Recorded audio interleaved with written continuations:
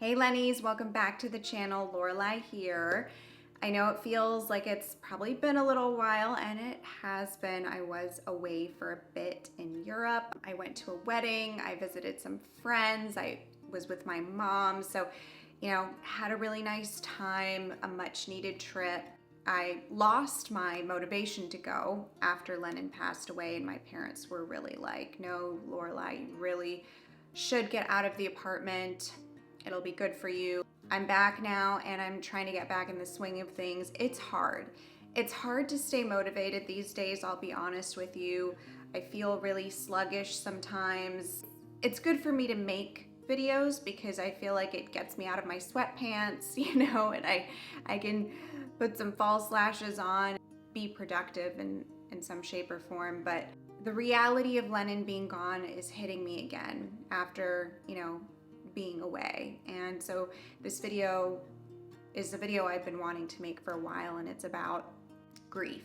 It's been 2 months since Lennon passed away, and I think my grief has morphed over time, and it's going to keep morphing. And I know I'm not the only one going through this, so I hope that this helps. I hope that this makes somebody feel less alone or helps prepare somebody for what is to come, because ultimately we all will have to go through this. Every single person watching this video, whether it is with a bunny or a parent, a friend, a loved one, etc. Obviously grief is not uniform and everybody experiences it differently and moves through it differently at different paces. But the grief of a pet or a rabbit, more specifically, it's just such a disenfranchised grief. With rabbits, there's this fragility to them. They're voiceless, so they can't really communicate their pain unless you're really looking for the signs and you know your rabbit very well. They're small animals, so they're also viewed as exotic. The vet bills are gonna look different, the hospital is gonna look different, the medications might work a little differently. And then lastly, they're such misunderstood creatures because there's not enough research and science backing up, rabbit anatomy, rabbit health. And so we're kind of left to fend for ourselves a little bit when it comes to health complications. And a lot of it comes down to experimentation. The end of a rabbit's life can get really tricky. I can count more times than not of people having no understanding of why their rabbit died. I would even throw myself into that pile. A lot of the times it just doesn't help with the grief because you don't have this closure. Now, I don't want to kind of go off on a tangent here. I want to stay a little bit organized, but there are stages to grief. And if you've recently experienced loss, you've probably heard of some of these stages, but I want to kind of go through them very quickly, and then I want to throw them out the window because grief is non-linear, and I just don't think there's any particular order or timeline or anything in which grief occurs, but I think it is helpful to bring this up. And then I want to close out with grieving over a rabbit or just a pet in general, right? And also some things that I've been doing to make myself feel better, just to kind of walk you through my experience a little. So 5 stages of grief, the Kubler-Ross model. Number 1 is denial. An example of this is, this can't be happening. They really don't have this disease/illness. There's no way. I don't believe it. Maybe you are having trouble processing or believing that they're actually gone. Their absence can feel jarring or surreal.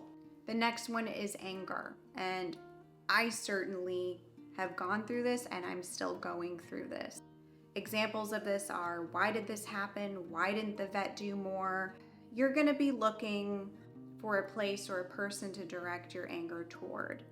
That could be your vet, could be your mom, your dad, your cousin, your neighbor, or even angry at your rabbit. And this is something that I've really struggled with. Like I would kind of oscillate between anger toward Lennon, just how could you leave me? Why would you leave me? If you loved me so much, why would you leave me? Anger at myself for not doing a million other things that I wish I could have done. You might even get just angry at the world, the universe, your religion, Mother Nature. You might even be mad at rabbits, rabbit anatomy. Why do rabbits have to be so fragile? Why do they have to get so many diseases? Why can't they communicate? Especially in the beginning, it just felt like I had to blame somebody because that was the only way to give myself closure. So anger is a big one. Number 3, bargaining. An example of this is if only I had noticed sooner. This can bring up a lot of rumination, replaying what has happened over and over in your head, the shoulda, coulda, wouldas. If only I had spent more time with them, if only I had been there in their final moments, if only I could have taken them to the vet sooner. Number 4 is depression. This is when the weight of the loss really settles in. I've sort of battled with depression my whole life, but let me tell you, this felt different. I lost my appetite. I didn't want to do anything. I didn't want to meet up with anybody. I didn't want to talk to anybody. I just lost an interest in life in general. That's the best way to describe it. Number 5 is acceptance. This is when you come to terms with their death and you start to move through life with a little bit of more light. That's not to say you're over it, but you're able to function better. So now that we've gone through those 5 stages, I want to kind of crumble them up, throw them out the window, talk freely. I just sort of want to have a soliloquy of what grief has meant for me and how I've moved through my grief. Big one that I want to talk about that I don't feel is really mentioned in this, and I feel like it should be added to the list, is guilt. Guilt is such a huge component when it comes to grief. I felt this enormous guilt when Lennon passed away, actually even before she passed away. I would say when she started to fall ill, I felt awful about my rabbit ownership. And also, I felt awful that I couldn't cure her, that I didn't have the answers, and that maybe I hadn't tried everything that I should have tried. I feel guilty that maybe I took too long to terminate her life. But you just can't beat yourself up, because I'll tell you one thing, it's not gonna bring them back. That's not to say we don't make mistakes. We do. And I can fully admit that. Maybe you did make a mistake. It's unfortunate, but these are learning experiences. You've got to look at the situation objectively and learn from it. I think that if you know deep inside that you were authentic and you gave the outpour of love that was the most authentic love you could give, and you did everything that you could, that's what really matters. Yes, mistakes are made along the way, but try to just have some compassion for yourself. The other aspect about grief that I want to talk about that I don't think is brought up enough is a loss of identity. Especially for someone like me, where my identity has been intertwined with Lennon's identity for the past 9+ years. Especially when I started the channel. We became one. We were a unit.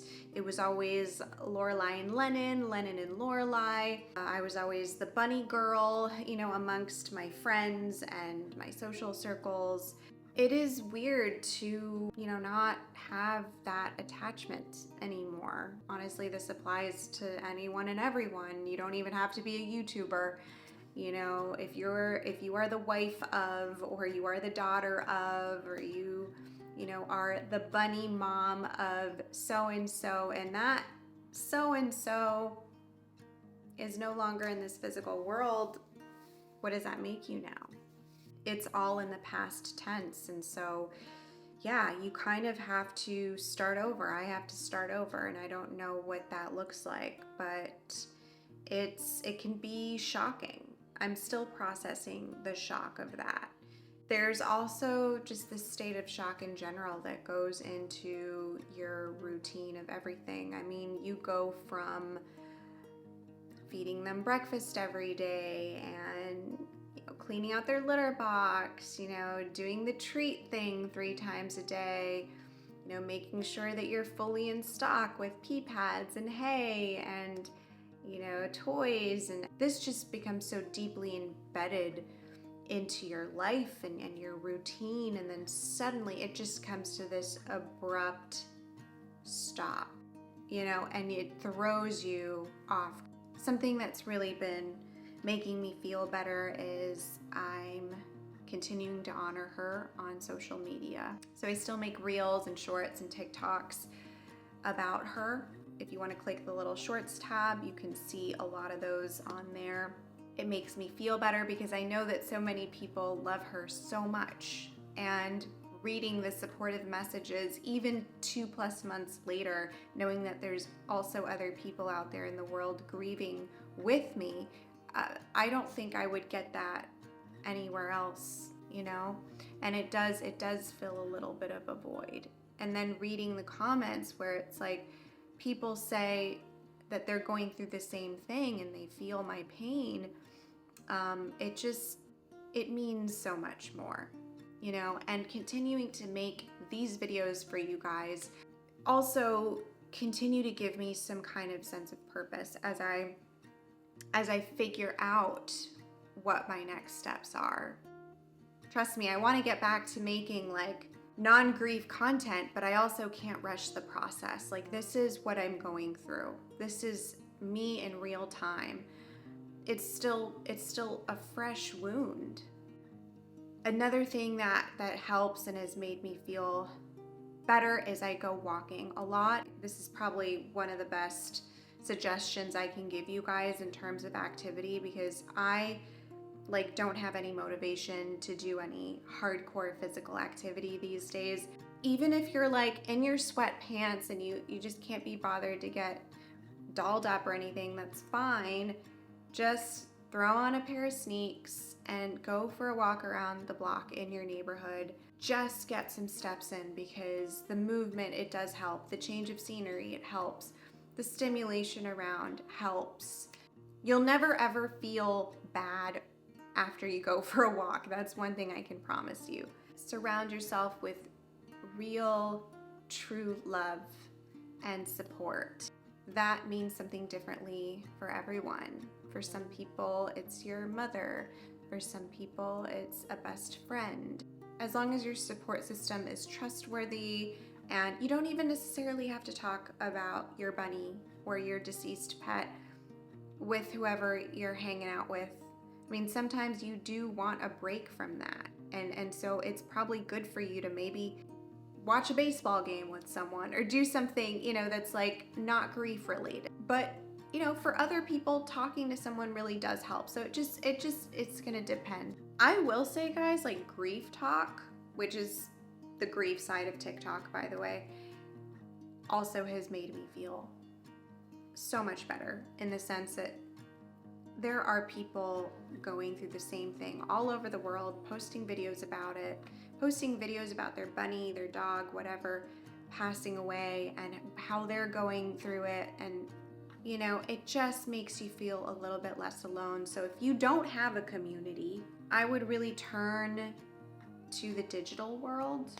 if you can. I mean, there's Facebook groups, there's also support groups, and I think just being on Instagram and TikTok, and is love-hate of a relationship that I have with social media, I've really found comfort in a lot of those places. So I recommend that for you all as well. And the other thing I want to mention is, protect your grief.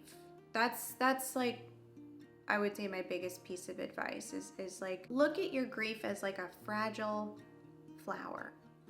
You've got to water it, you've got to give it some sunlight, you've got to talk to it, but you don't let everybody have the flower. Okay? Not everybody deserves the flower. The flower belongs in your home. You're not going to go and give everybody a petal, right? You don't want to start pulling petals out. You want to protect the flower. Just remember, you don't have to share anything with anybody if you don't want to. Some people want to talk about it, some people don't. Some people will judge you. Some people will criticize you. Some people simply will not understand. And that's something that I've had to learn to navigate in this process, is not everybody's gonna understand. And that's okay. People usually don't understand until it happens to them. So protect your grief, give it the nutrients that it needs. Not necessarily to survive, right? That's not the point. It's just to nurture it, to soothe it, help it grow, because you will grow. Help yourself grow through the grief. That is the point. Finally, guys, travel.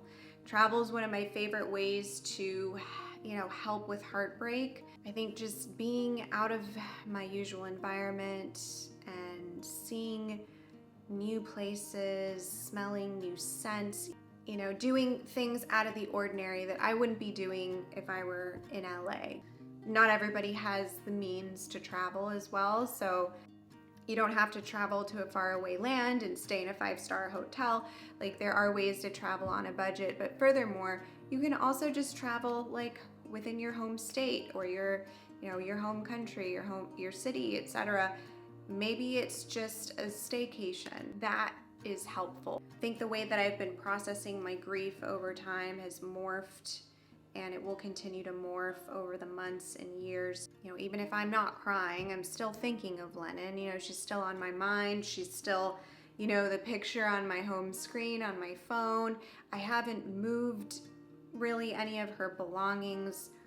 Her litter box is still where it always was. I never actually cleaned out her litter box from the last time she used it. I know that might be like super gross to a lot of people. She hadn't like really defecated in it the last time I cleaned it. I still can't, throw out her medications and all of the little like butterfly needles that I would use to administer her daily fluids. There's like 100 of them in this little jar and I can't get rid of them. Don't worry, there will come a time when, I'll donate, but I'm not ready because I can't, there's some things that I just can't let go of yet. And if you're going through that, it's okay.